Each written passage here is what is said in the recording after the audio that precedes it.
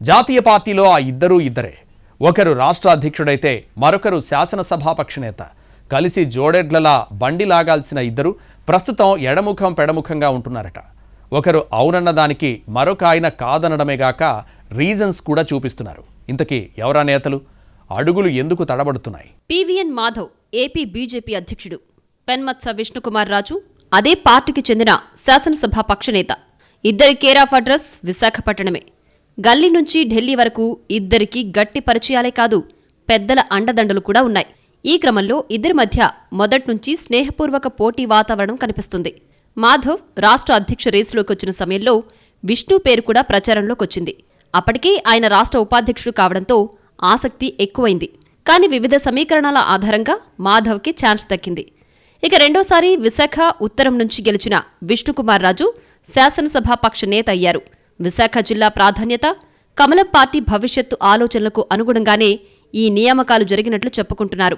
ఇక కూటమి ప్రభుత్వం అధికారంలోకొచ్చిన ఈ 2 ఏళ్ల కాలంలో టీడీపీ, జనసేన రాజకీయ ఎత్తుగళ్లు బయటకు కనిపిస్తుండగా కమలం పార్టీ మాత్రం సైలెంట్ యాక్షన్ చేస్తోంది. అధికార భాగస్వామ్యంలో ఉంటూనే జవాబుదారీతనాన్ని బలంగా కోరుకుంటోంది. ఈ క్రమంలో రాష్ట్ర అధ్యక్షుడు మాధవ్ టీడీపీకి బాగా దగ్గరయ్యారనే చర్చ పార్టీలో ఎక్కువైంది. వాస్తవానికి ఈ ముద్రను ఎక్కువ కాలం మోసింది ఎమ్మెల్యే విష్ణుకుమార్ రాజే. తొలిసారి ఎమ్మెల్యేగా పనిచేసినప్పట్నుంచి టీడీపీ నాయకత్వంతో ఆయనకు మంచి సంబంధాలున్నాయి. 2019-24 మధ్య జగన్మోహన్ రెడ్డి ప్రభుత్వాన్ని ప్రశ్నించడం, కూటమి ద్వారానే అధికారం సాధ్యమని బలంగా నమ్మడంతో పాటు ఆ దిశలో క్రియాశీలకంగా వ్యవహరించారనే ప్రచారం ఉంది. ఎన్డీఏ అధికారంలోకొచ్చిన మొదట్లో పాలనాపరమైన అంశాల మీద ఎమ్మెల్యేలో సానుకూల దృక్పథం కనిపించేది. అదే సమయంలో మాధవ్ ప్రశ్నించే తత్వంతో ఉండేవారు. రాజకీయాలకు అతీతంగా ప్రజల సమస్యల మీద బలమైన వాదన వినిపించేవారాయన. కానీ రాష్ట్ర పార్టీ అధ్యక్షుడిగా కూటమిని సమన్వయం చేసుకునే బాధ్యత ఎక్కువగా ఉండడంతో మాధవ్ సర్దుబాటు ధోరణి అలవాటు చేసుకున్నారా అన్న సందేహాలు పెరుగుతున్నాయట. ప్రభుత్వం లేదా కూటమి నుంచి కాస్త ప్రతికూలత కనిపించినా ఇక్కడ కంటే ఢిల్లీ స్థాయిలో మాట్లాడేందుకే రాష్ట్ర పార్టీ అధ్యక్షుడు ప్రాధాన్యత ఇస్తున్నారని కమలం వర్గాలు చెప్పుకుంటున్నాయి. గూగుల్ డేటా సెంటర్ ఆహ్వానమైనా, రాజ్యసభ సీటుపై టీడీపీ నుంచి వస్తున్న ప్రతిపాదనలైనా అంశాల వారీగా కేంద్ర పెద్దలతో చర్చించిన మీదటే ఆయన అభిప్రాయం చెబుతున్నట్లు తెలిసింది. రాజ్యసభ సీటు విషయంలో గట్టిగా పట్టుబట్టేందుకు అధ్యక్షుడు హస్తినలో మకాం వేసినట్లు సమాచారం. అయితే మొదట్నుంచి టీడీపీ నాయకత్వానికి సన్నిహితుడిగా ముద్రపడ్డ విష్ణుకుమార్ రాజు మాత్రం ఇటీవల ట్రెండ్ మార్చారు. వ్యవహారం ఏదైనా సరే ప్రజల్లో పెట్టి కడిగి పారేస్తున్నారు. ప్రభుత్వంపై విరుపులతో కూడిన విమర్శలు విస్తృతమైన చర్చకు దారితీస్తున్నాయి. అటు రాష్ట్ర అధ్యక్షుడు కూటమి విజయాలను బలంగా ప్రచారం చేస్తుంటే వాటిలో ఉన్న లోపాలు, వైఫల్యాలు, ప్రజలకు ఎదురయ్యే ఇబ్బందులను విష్ణుకుమార్ రాజు పబ్లిక్గా ఏకరువు పెడుతున్నారు.